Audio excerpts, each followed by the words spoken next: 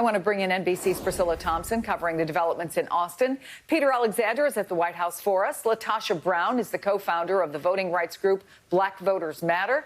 And Matthew Dowd, political strategist and founder of the group Country Over Party. He also wrote the new book, Revelations on the River. Good to see all of you. Priscilla, get us up to speed on what's happening in Texas today. Democrats did manage to stop those efforts in May with the now famous walkout, but what are their options now? Yeah.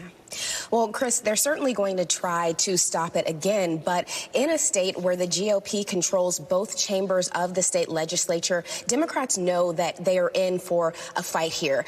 We now have the two bills that have been proposed in both the House and the Senate, those new voting bills, and we see that they include many of the same measures that Democrats pushed back against in the regular session. So things like a ban on overnight and drive-through voting, also creating new criminal penalties for election officials, meanwhile bolstering protections for partisan poll watchers. Now, there were some small concessions on the part of Republicans. They reinstated those early Sunday voting hours and also created a new process for curing ballots. But at this point, Democrats are analyzing these bills and figuring out what exactly their next steps are going to be. But at the same time, they are calling on federal lawmakers to take action.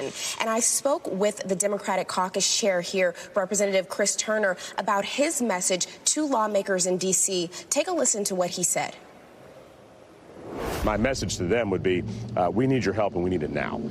We need H.R. 1. We need the John Lewis Voting Rights Act to be able to block suppressive laws like the Texas legislature wants to pass, the Republicans here want to pass, and in other states around the country.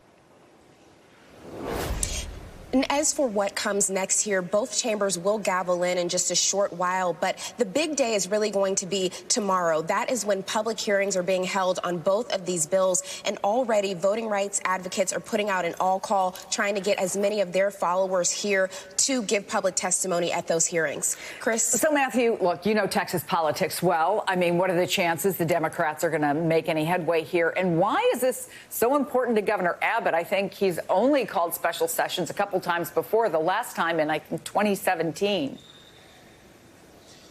Well, I think it's very difficult, as was just laid out, for the Democrats to succeed in blocking this in Texas. But I think their point, which is a very valid one, is to point out all of the problems and the problematic things that exist in this legislation and to continue to attack on the democracy. I think Governor Abbott had decided to be craven to the most basest part of the Republican Party, whether it's a long-term political prospect he has or it's just who he is or who he's become in the course of this. Look at what they're, besides the Voting Rights Act stuff that they're pushing back against, look at else what they're having in the special election. They've got a critical race theory agenda item. They got more restrictions on women's right to choose.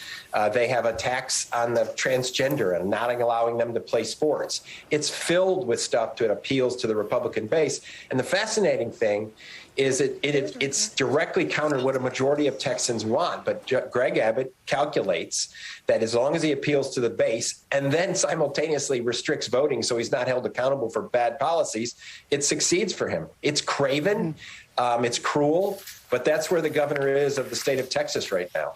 Yeah, and Peter, let's talk about what's going on in Washington. Civil rights leaders gathering with President Biden while all this is going on in Austin. We know they want more action on federal voting rights, but realistically, is there anything more the White House can do to make that happen?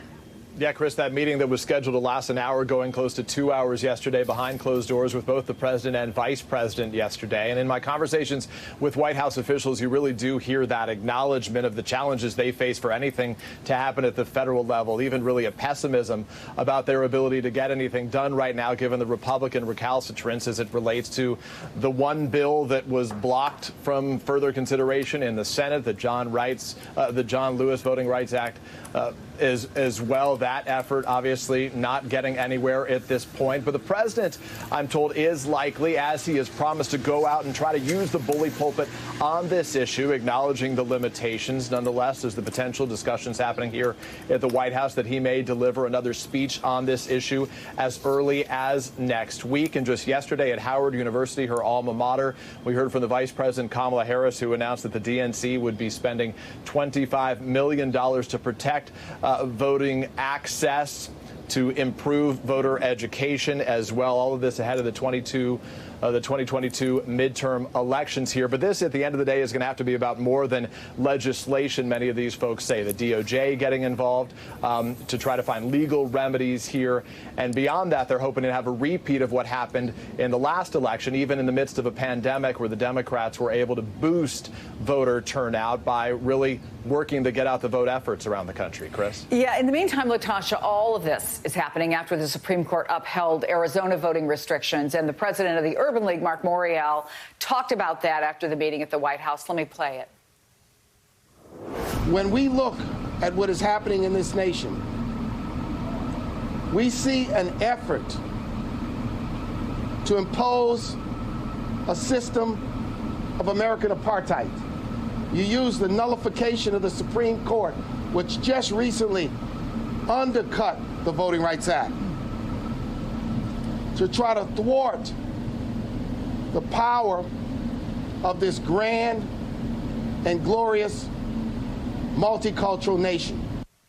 To anybody who listened to that press conference after the meeting with the president, it was sobering, I thought, LaTosha, to say the least. Is Mark Morial right? Is this an effort to impose a system of American apartheid? Oh, absolutely. He's 100% right. You know, we have to accept that right now, democracy, American democracy, is being tested. And we're going to have to decide as a country, as a nation, and the leadership of this nation, how we're going to respond to it. What I experienced and saw and talked to people in Austin, Texas, as I was there on yesterday, people are very concerned. Here it is, but you have a special session, essentially, to be able to suppress the vote is a leading issue, agenda issue. We're seeing the same kind of legislation. We're seeing the proposal of legislation in 47 different states. The bottom line is there is no way around it. We have to have federal legislation that can protect the rights of voters in this nation. And if that means that the Democrats have to end the filibuster, if whatever we have to do to protect democracy at all costs, we have to be willing to do that. Because I think this is the biggest threat that we've seen around Democratic participation in this nation in my entire lifetime. A story that we're going to continue to follow very closely. Priscilla Thompson, Peter Alexander, LaTosha Brown, and Matthew Dowd, thanks to all of you.